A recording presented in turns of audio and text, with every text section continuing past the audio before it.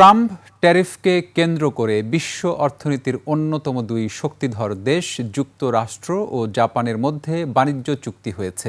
মার্কিন president Donald Trump এ চুক্তিকে সম্ভবত ইতিহাসের সবচেয়ে বড় বাণিজ্য চুক্তি হিসেবে আখ্যায়িত করেছেন।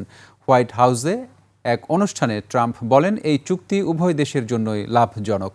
চুক্তির আওতায় জাপান যুক্তরাষ্ট্রে $550 বিলিয়ন বিনিয়োগ করবে বলে জানা গেছে।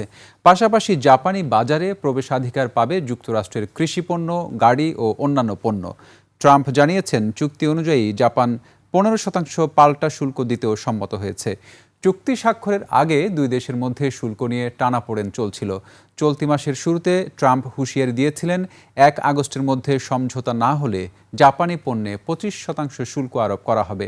এর আগে গত এপ্রিলে জাপানি পণ্যে 24% শুল্ক আরোপের ঘোষণা দিয়েছিলেন ট্রাম্প।